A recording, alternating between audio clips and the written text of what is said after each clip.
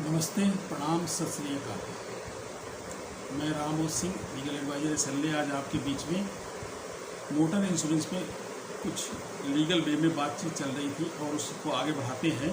Transfer of certificate of insurance, जो certificate of insurance है उसका ट्रांसफ़र कैसे होगा, उस ट्रांसफ़र के लिए जैसे मोटर व्हीकल की पॉलिसी आपने ले लिया, उसका ट्रांसफ़र कैसे होगा, एक्ट का इंश्योरेंस कैसे ट्रांसफ़र होगा। Under section 157 of the act on transfer of ownership of the vehicle, the certificate of insurance is automatically transferred in favor of the new owner from the date of transfer of ownership of the vehicle. आपके पास vehicle है, आपने vehicle को किसी को cell कर दिया और cell करने के साथ साथ आपने रजिस्ट्रेशन ट्रांसफ़र कर दिया। जिस दिन रजिस्ट्रेशन ट्रांसफ़र होगा उसी दिन एक्ट का इंश्योरेंस ट्रांसफ़र हो गया और जो ओडी का इंश्योरेंस है वो ट्रांसफ़र कराना पड़ता है। The transferee should apply within 14 days from the date of transfer, 14 दिनों के अंदर ये अप्लाई करना होगा और सर्टिफिकेट ऑफ इंश्योरेंस जमा करेंगे, दूसरा उसके नाम पे कट जाएगा, मिल जाएगा। The motor vehicle amendment act 1994 added on explanation in section 157(1) stating that such deem transfer shall include transfer of rights and liabilities of the certificate of insurance and the policy of the insurance. Right तो transfer हो गया, liability भी transfer हो जाती है, इसलिए लोग liability वाले को कंप्लीट करा लेते हैं फिर ट्रांसफर लेते हैं। However Supreme Court of India has held in 1996 that the automatic transfer is only for the third party risk and not the first full policy where policy covers insurance of the own damage. वो बताया मैंने, own damage कराना पड़ता है, act हो जाती है। Own damage का जब तक वो लिख करके नहीं देगा तब तक आपके हाथ में नहीं, आपके नाम पे नहीं आएगी। For transfer of the insurance under own damage section takes place only when the procedure of the transfer of insurance under para 29 is completed with the insurer। 29-30 farm भरते हैं तो 29 में वो रहता है, वो ट्रांसफ़र जब तक भरा नहीं जाएगा तब तक आपको इंश्योरेंस कंपनी लिख कर देगी, इसके नाम पे आएगा तो वो तब तक नहीं आएगा। Duty of insurance to satisfy certificate of insurance to be produced when demanded by the traffic police. Road traffic कोई भी मानता है तो उसको सर्टिफिकेट ऑफ इंश्योरेंस ही देना होता है। एक्ट का इंश्योरेंस उनको चाहिए और कोई चाहिए, यहाँ पे कॉन्ट्रैक्ट को नहीं चाहिए, वो ऑडी का नहीं चाहिए। For transfer of insurance under own damage section take place only when the procedure of the transfer of insurance under para 29 is completed। ये तो हो गया। Duty of insurers to satisfy judgment, judgement को satisfy कैसे करना है। Section 149 of motor vehicle act 1988 provides that if after a certificate of insurance complying with the compulsory insurance provision of the act has been issued, judgment for the compulsory third party liability is obtained against an insured person, then the insurer has to pay the third party the amount decreed plus cost and interest awarded subject to the sum insured under the policy। Subject some insured भी देखा जाता है, सम insured के subject में आगे करते हैं। The certificate of insurance complying with the compulsory insurance provision of the act has been issued and judgment for the compulsory third party liability is obtain. Judgment जो आ जाता है वो देना होगा। The important point to be noted that here is that the insurer have to pay the third parties even though they may be entitled to avoid or cancel the policy or may have avoided or cancel the policy। यहाँ कहने का मतलब ये है कि जो उसकी liability आ जाती है वो लाइबिलिटी इंश्योरेंस कंपनी पे अवार्ड कर दी जाती है और इंश्योरेंस कंपनी देना होता है। कई बार ऐसा होता है कि वो इंश्योरेंस कंपनी उसको अवॉइड कर सकती है, पॉलिसी को कैंसिल कर सकती है, पॉलिसी में ब्रीच होता है, लाइसेंस नहीं सही होता है, वो उस विषय में बोल रहे हैं, लेकिन वो पहले उनको देना होता है, उसके बाद फिर रिकवरी आती है। However, this section provides certain rights to insurer before the commencement of the proceeding. The insurers are entitled to receive notice through the court or a claim tribunals, as the case may be, of the bringing of the proceeding or in respect of any judgment awarded so long as execution is stayed thereon pending an appeal। Appeal में pending पड़ा हुआ है, वो पड़ा रहेगा। The section provide certain rights to insurance, वो appeal में जा सकते हैं, मान लीजिए अवार्ड कर दिया तो अपील में चले गए, अपील में गए पेंडिंग हो जाएगा। The insurance who receive the notice is entitled, इनको नोटिस मिलती रहती है, नोटिस मिलती देते हैं, कोर्ट से भी आता है, मैट से भी आता है, MACT से आता है। पार्टी देयर टू तो defend the action only in the following, कैसे किन किन मैटर पे वो डिफेंड कर सकते हैं, उसके विषय में बताया है। डिफेंड तो वो सब चीज़ में कर सकते हैं, क्योंकि सम इंश्योर्ड का भी इशू होता है और एक लिमिट की लाइबिलिटी होती है, उसका भी। दूसरा नंबर, अगर वो पॉलिसी का ब्रीच है तो उस पर भी कर, लेकिन पहले देकर उसके बाद that there has been breach of a specified condition of the policy being one of the following condition, the condition including the use of vehicle। अगर व्हीकल का यूज़ गलत हो रहा है, मान लीजिए कमर्शियल गाड़ी है, वो प्राइवेट गाड़ी है, कमर्शियल में यूज़ की जा रही है या किसी अनलॉफुल एक्टिविटीज़ में यूज़ की जा रही है।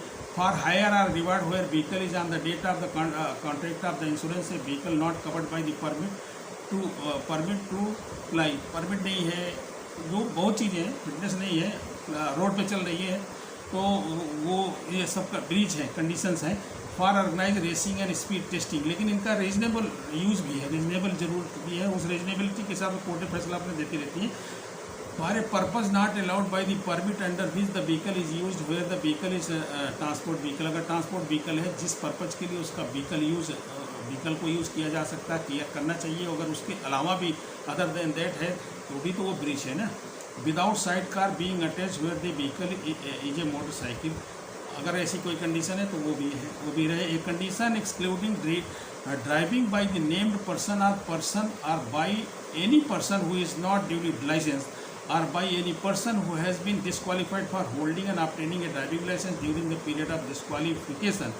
A condition excluding driving by the named person, excluding मतलब जो भी ड्राइवर है, अगर वो नेम्ड ड्राइवर है तो नेम्ड ड्राइवर का उसका लाइसेंस होना चाहिए। लाइसेंस नहीं है तो जिस जिस चीज़ को चला रहा है, जैसे कार को चला रहा है या LMD को चला रहा है या STV को चला रहा है, ट्रांसपोर्ट को चला रहा है, उसका लाइसेंस होना ज़रूरी है।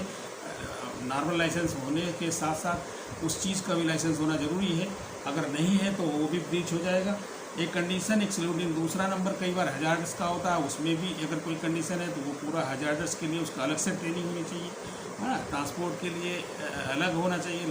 लाइट मोटर व्हीकल के लिए है तो लाइट मोटर व्हीकल के लिए नया NHI का जो सर्कुलर है या जो एडवाइजरी है, उस एडवाइजरी के हिसाब से 7500 मीन्स 7500 kg तक के वेट की गाड़ियों के लिए LMD यूज़ हो रहा है, और चाहे वो LTV हो चाहे LMD हो, यूज कर रहे हैं। Thus, the insurers can avoid liability only by raising successful any of the defenses listed under para 36 above and by any other manner to ensure insurers are implemented. In the suit condition number 2, the motor policy requires the insured to give notice to the insurance company about the suit. अगर कोई भी suit हो रहा है, उस suit में insurance company को notice पहुंचना जरूरी है। The Act, however, provides that any sum paid by the insurer in or toward the discharge of any liability of any person which is covered by the policy by virtue only of this proviso shall be recoverable by the insurer from that person. अगर कहीं पे भी जो liability insurance company के ऊपर आ चुकी है वो इंश्योर्ड से रिकवरेबल है, वो इंश्योर्ड से रिकवर कर सकता है, दे दिया है तो भी रिकवर कर सकता है। Right of third parties against insurance on insolvency of the insured. Insolvent हो गया है इंश्योर्ड तो उसका राइट इंश्योरेंस कंपनी का देखिए उस पर सेक्शन 150 मोटर व्हीकल एक्ट क्या बोलता है 1998 provides that the right of third parties in the event of insolvency of the insured or in the event of the winding up when the insured is a company. The Act provides that if either before or after that event any third party liability is incurred by the insured, his right against the insurer under the policy are transferred to the third party to whom the liability was incurred. उसकी third party पे चली जाती है जहाँ से वो liability इंक्योर्ड हुई है, हाँ, वहाँ चली जाती है। तो when such transfer takes place, the insurer will be under the same liability to the third party as he would have been to the insured person. अगर किसी इंश्योरेंस कंपनी पे लाइबिलिटी ट्रांसफ़र हो गई तो ये होगा कि जैसे वो खुद ने उसने बीमा कर रखा है, खुद ने बीमा कर रखा है। When such transfer takes place, the insurer will be under the same liability to the third party as he would have been to the insured person. और वो जैसा इंश्योर्ड पर्सन की जो जिम्मेदारी है ना उसी जिम्मेदारी को निर्वहन करेगा क्योंकि बीमा उनके नाम में आ गया। If the liability of the insurer to the insured person exceeds the liability of the insured person to the third party, the insured person's right against the insurer is in respect of the excess are not affected. जो excess है वो affect नहीं होगा। Example, the Act provide that TPTP in the extent of पुराना वाला है 6000 only where the insurer liability under private car is 7,50,000 6000 उसके लिए है, TP प्रॉपर्टी के लिए 7,50,000 रुपये, थर्ड पार्टी के लिए लेकिन अभी 15 लाख हो। If the liability of the insurer to the insured person is less then a liability of the insured person to the third party, the right of the third party against the insured person is respect of the balance are not affected. कम है तो भी affect नहीं करेगा, ज़्यादा है तो भी. In the event of the insured becoming insolvent or making arrangement with his creditors, insured is a company being wound up, the right of the insured under the policy will be transferred to and based in the injured third party. In other words, the injured third party is able to recover compensation direct from the insurers. In the absence of this provision, any sum recovered by the insolvent insured from his insurance company would have formed part of his asset to which his creditors would lay a claim in proportion to their debt. अगर वो उसी तरह से हो जाएगा जैसे कोई आदमी इंसॉल्वेंट हो गया है तो उसकी सेल कर करके जो रिकवरी सबको दिया जाता है, जितने डेप्टर है उनको दिया जाता है, उसी तरह से इंश्योरेंस कंपनी भी उसको रिकवर कर सकती है. Settlement between insurers and insured person. Section 152 of the 1988 Act provides that no settlement made by the insurer in respect of the third party liability is valid unless the third party concerned is a party to the settlement. अगर third party नहीं है तो settlement में तो वो तो valid माने नहीं जाएगा. Further, the section provides that when the insured becomes insolvent, if the insured is a company is wound up, no agreement made between the insurer and the insured person after liability has been incurred after insolvency and winding up where proceedings have been commenced shall be effective to defeat the right transferred to the third parties. अगर ऐसी liability आ गई है जो liability उसकी company के बंद होने के बाद आई हुई है, तो shall be effective to defeat the right transfer to the third party. जो थर्ड पार्टी को राइट ट्रांसफर हो गया है वो उसको डिफीट करेगी. Effect of the death of the insured person. अगर इंश्योर्ड पर्सन मर गया तो उस कंडीशन में क्या है. Section 155 of 1988 act provide that if the insured person dies after incurring third party liability, then the cause of the action survives against the insured estate and legal heirs are against the insurer. If this provision was not made, then the third party's right of action against the negligent owner of the vehicle would die with the death of the owner. अगर owner मर गया तो उसके साथ साथ वो भी मर जाता है. This explains why the third party section of the motor policy always contains a paragraph stating that the company will indemnify the insured's legal representative in terms of the policy in the event of the insured's death. Insured के death की condition में तो उसको देंगे, उसको legal hair को देते हैं, लेकिन अगर कोई लाइबिलिटी है उसके ज़्यादा इंश्योर्ड के बढ़ने के साथ साथ ही वो खत्म हो जाती है. जैसे कोर्टों में होता है, कोई कर मुकदमा है, सब कुछ खत्म उसके साथ हो जाता है. Duty to furnish information. हाँ, लेकिन कुछ केस हैं सिविल के, उसमें उनमें लाइबिलिटी बनी रहती है.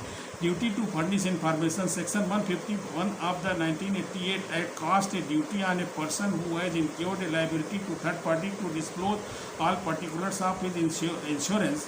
If demanded by the third party, the duty also applies to insurer who is expected to give an inspection of the policy and other document to the injured party. Section 151 of the 1988 Act casts a duty on the person who has incurred a liability to a third party to disclose all particulars of his insurance if demanded by the third party. Third party अगर कोई मांग रही है तो उसको पूरे insurance के कागज दे देंगे ताकि वो क्लेम कर सके ना.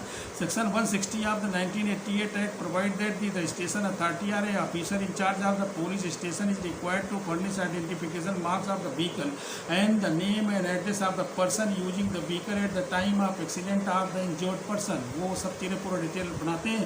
If required by the third party who alleges that he is entitled to claim compensation in respect of an accident and if required by an insurer against whom claim has been made in respect of any motor vehicle. दोनों condition में the liability to pay compensation for victim motor vehicles accident arises under the law of the tort. Motor vehicle का जो accident है वो law of tort में आता है और वो सिविल रंग है. The motorist negligence has to be established. The majority of these victims are from the weaker and the poorer section of the society who neither have any knowledge of the legal remedies available to them nor the financial means to pursue them.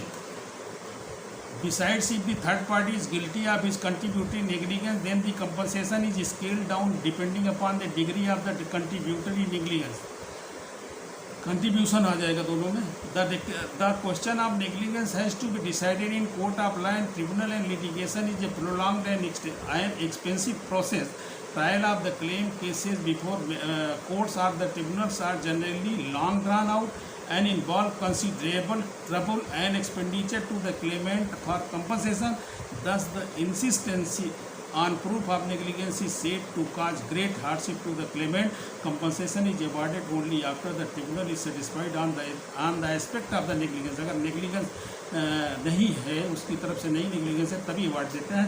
The Supreme Court and the several high courts had repeatedly observed that the social justice and the sense of the humanity required that the principle of the no fault liability should be adopted in automobile accident. जो automobile के accident हो रहे हैं, उन accident में लंबा process होने की वजह से 5-5, 6-6 साल में क्लेम नहीं आता है, तो इसलिए वो नो फॉल्ट लाइबिलिटी करके उनको पहले पैसा दे दिया जाए ताकि वो उनका घर परिवार सर्वाइव करे. उसके बाद फिर केस चलता है, उससे रिकवरी किससे लेना है, किसकी लाइबिलिटी थी, इंश्योर्ड की थी या इंश्योर्ड इंसॉल्वेंट हो गया है, सारी कंडीशन जो हम पीछे पढ़ते आ रहे हैं उसको. In the motor vehicle act 1988 chapter standard section 140 to 145 deals with the no fault liability. No fault liability पे पैसे देने होते हैं. लाइबिलिटी विदाउट फॉल्ट आप समझिए. Section 140 of the motor vehicle act 1988 provides as follows. Where the death or permanent disablement of any person has resulted from an accident arising out of the use of a motor vehicle or motor vehicles,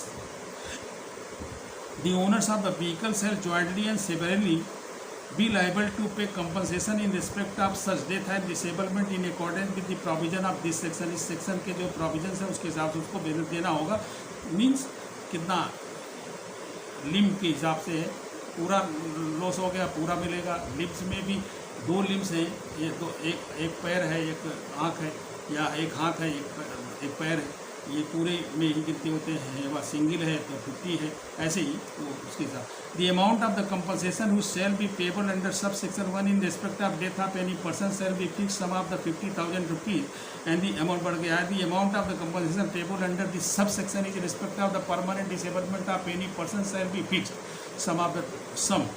In any claim of compensation under subsection 1, the claimant shall not be required to plead and establish that the death or permanent disablement in respect of which the claim has been made was due to any wrongful act or negligence or default of the owner or owners of the vehicle or vehicle concerned or any of the person.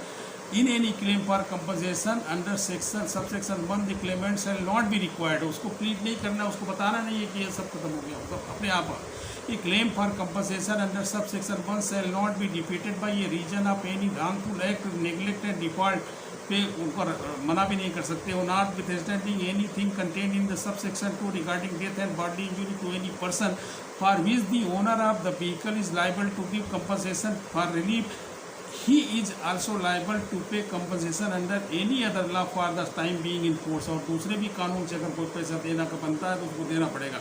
provided that the amount of such compensation to be given under any other law shall be reduced from the amount of compensation payable under this section and under section 163. ये मान लीजिए उसका कोई और भी किसी भी वजह से कहीं पैसा आ रहा है तो वो पैसा उसमें से जो मिलने वाला पैसे घटा दिया जाता है, जैसे और भी स्कीमें हैं उनमें उनकी तरह.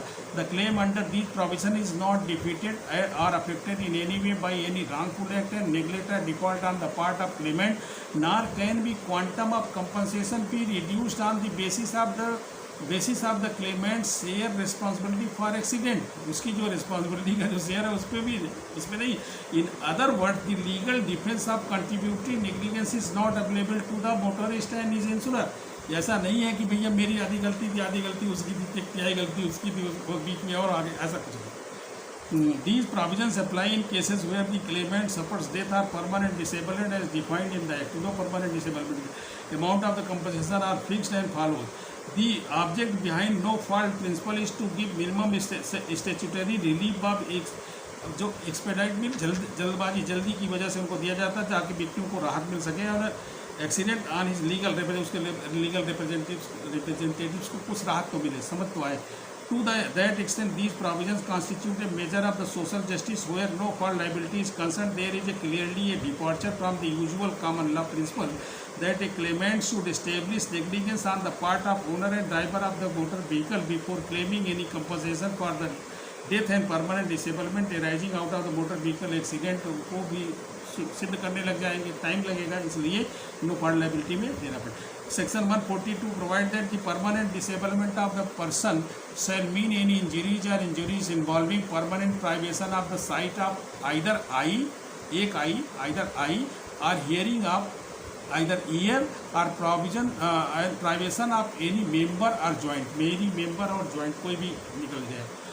Destruction or permanent impairing of the powers of any members or joint or permanent disfiguration of the head or face, head और face को बिगड़ गया तो उसमें ये उसको जो मेन इंजरीज इन्वॉल्व, इसको क्या कहेंगे, परमानेंट डिसेबलमेंट इसको बोलते हैं। परमानेंट हो गया, टेढ़ मेढ़ा हो गया, कट गया, आँख खराब हो गई, कान चला गया।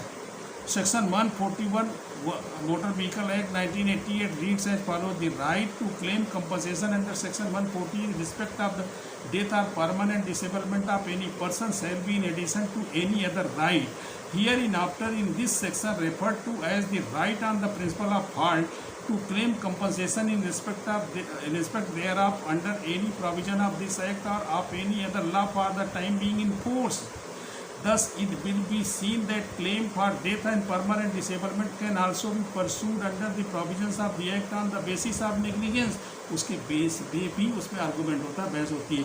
The motorist, the owner of the vehicle or the driver of the vehicle is liable to pay compensation on the basis of no fault as well as the basis of the fault.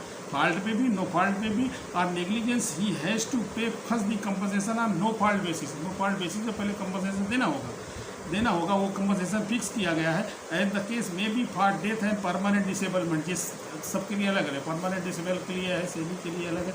If such compensation paid is less than the compensation awarded on the principle of fault and negligence, the motorist is liable to pay balance. For example, rupees 30,000 is awarded for permanent disablement on the basis of negligence. The claimant is entitled to receive only 5,000. तो अगर 30,000 मिला तो 5,000 being the excess over the no fault compensation settled part, जो बचता है उसको उसी का liability बनेगी। On the other hand, if the amount of compensation paid on the basis of no fault is equal to or more than the amount of compensation payable on the basis of fault and negligence, the claimant is not entitled to receive the compensation awarded on the basis of negligence. For example, if the claimant has received compensation of rupees 25,000 for permanent disablement or no fault basis and is awarded rupees 25,000 or say 15,000 on the fault basis, he is not entitled for this second mentioned compensation. इसके लिए नहीं होगा भाई, वो तो वही है। This means that if the compensation on the principle of the fault liability is less than the amount awarded under no fault liability, then the insurers are not entitled to recover the excess payment from the insured made under no fault liability. No fault liability जो भी payment दिया गया वो गया तो गया, अब नहीं आने का। The Amendment Act 1994 amended Section 141 to make it clear that the right to claim compensation in terms of the new structural formula described later in this chapter shall be in the additional benefit. Both the benefits are mutually exclusive. Section 143 lays down that the provision of Chapter 10 of the Motor Vehicle Act 1988 dealing with the liability without fault shall also apply in relation to any claim for compensation in respect of death and permanent disablement of any person under the works में WC में भी वही आएगा है and resulting from a motor accident. ये तो राहत देने के लिए चीज़ें हैं ना, नो फॉल्ट में। Time limit for depositing compensation under this section is 1 month, एक महीने के अंदर। Section 163A and section 163B are newly added by the Amendment Act of 1994 effective from 14 November 1994. This section contains special provisions as the payment of compensation on structural formula basis. This is a new provision for payment of compensation to road accident victim as per determined formula. The amount of compensation payable to the claimant is calculated in a tabular form and table बनी हुई है उसके हिसाब से। इन case of the fatal accident A table of compensation is provided showing the amount payable dependent on the age factor, वो as सब चीज़ें factor से दिया गया है, उस डिटेल में वो तो देखने वाली चीज़ उसको देख लेंगे। Under the schedule the amount of the such compensation shell not be less than the specified amount, जो भी है जैसे अभी बढ़ गया है पहले 50,000 रुपये था। Beside the amount of compensation outline above of the federal cases the general damage of the specified amount payable in case of death, funeral expenses देना होगा, लॉस ऑफ कंसोर्टियम देना होगा, beneficiaries in pause and loss of estate and medical expenses, that is actual expenses incurred before death and supported by the bills vouchers not exceeding a specified amount। जो भी है मरने से पहले के जितने भी खर्चे वर्चे हैं सब देने हैं। General damages of the specified amount are payable in case of injuries and disabilities, pain and suffering for grievous hurt and non grievous injuries है। मेडिकल एक्सपेंसेस देने होंगे, एक्चुअल एक्सपेंसेस इंक्योर्ड जो होते हैं वो देने। Disability in the non fatal accident में compensation for loss of income if any, जैसे कोई आदमी का हाथ पाँव टूट गया और उसको वो तो कुछ काम करने लायक नहीं होता, उस पर भी देते हैं कि 52 वीक्स का देना होता है। Plus either of the following in case of payment total disablement the amount payable shall be arrived at the multiplying the annual loss of the income by the multiplier applicable to the age on the date of determining the compensation and the case of permanent partial disablement such percentage of compensation which would have been payable in the case of permanent total disablement as specified in the above item, जैसे उसमें above item दिया था। The schedule also specified national income of the non earning person. National income मतलब उसकी जो income है उनके साथ। In any claim for compensation under this section the claimant shall not be required to plead और establish that death of the permanent disablement is respect of his the claim has been made was due to any wrongful act, neglect and default of the owners and the vehicles concerned or any of the persons under this section claimant shall not be required to plead। वो अपने आप को सिद्ध नहीं करना है, उसको वो देना ही होता है। Thus the compensation mentioned in the schedule shall be payable on the basis of no fault के बेसिस पे। सेक्शन 163B में when a person is entitled to claim compensation under section 140 and section 163A shall file the claim under either of the said section, the adjudicating authorities in all cases would be motor accident claim tribunal, MACT इसको बोलते हैं। Government is empowered to revise the schedule keeping in view of the changes in the level of the cost of living। अभी तब बढ़ चुके हैं, ये पुराना है। Amendment Act 1994 amended section 141 to make it clear that the right to claim compensation in terms of the new structural formula referred in the section 163A का जो टेबल है उसमें से shall not be an additional benefit, both the benefits are mutually exclusive। Hit and run case, अभी तक no fault case था, hit and run case में भी वही बातें हैं। The motor vehicle act 1988 is a piece of the social legislation and its provisions are designed to protect the right of the victim of the road accident in spite of the wide protection afforded by the provisions of the act. There remain certain gaps in which the road victims may not have any remedies। जो road पे ख़त्म हो जाती हैं उनके पास क्या remedy है, उनको रेमेडी देने के लिए हिट एंड रन बेस पे जो है उनको कंपनसेशन देने के लिए गवर्नमेंट के जो प्लान है उसके हिसाब से ये चीज़ें प्रभावी हुई। Law commission in 51st report and recommended amendment of the motor vehicle act to provide compensation in hit and run case में कंपनसेशन देने के लिए बोला। Where an accident involving the death और bodily injury to a person caused by or arising out of the use of motor vehicle occurs and it is proved that the claim for the compensation in respect of such accident cannot be made because the person liable to pay such accident cannot be ascertained after reasonable effort, the person entitled to such compensation shall be entitled to receive it from the state। Hit and run किसी ने मार दिया, मार कर भग गया, कौन उसको प्रूव कर सकता है, तो इसलिए वो उनको परमानेंट वो बना दिया गया, कंपलसरी दे दिया गया। Where in respect of any accident any claim is made under section 1 and it is found that the claimant has received or is entitled to receive any sum as a compensation and indemnity from any person other than the driver or owner of the motor vehicle which occasioned the death and bodily injury, the amount to be awarded to the claimant against the state under subsection shall be reduced by the sum। उसमें से घट जाएगा, कटा देंगे। Motor vehicle act 1939 was amended with effect to 1st October 1988। New chapter 7A was added। 7A पहले से ही चला आ रहा है, 39 से लेकर 88 में, 94 में भी है।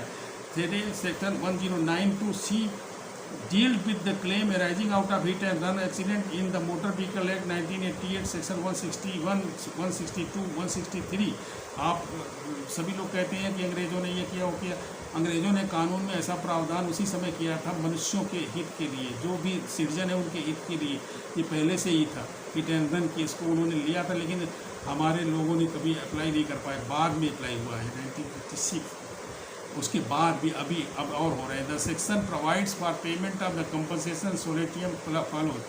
वो तो ठीक है। According to this section grievous hurt shall have the same meaning as the Indian penal code. Indian penal code में 320 में जो समझाया है वही वाला है, वही चीज़ें मान लीजिए कि 320 में जिस तरह से परिभाषा दिया है 320 है, 323 है, 321, 320, 321, 322 और उनका जो पनिशमेंट है 323, 24, 25, 26 से ये भी।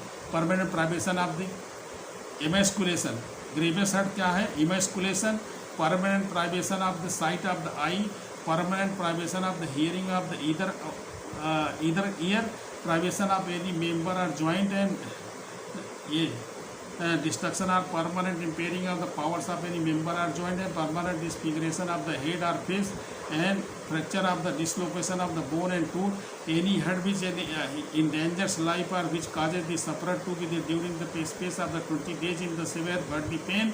The solatium was payable out of the solatium fund. वो सोलेटियम फंड बने हुए थे सेंट्रल गवर्नमेंट के और उसके मिलाकर के थे। According to the earlier amendment act the finances solatium fund consisted of the contribution from the following. Central government के 30% थे, जनरल इंश्योरेंस इंडस्ट्री के 30% थे।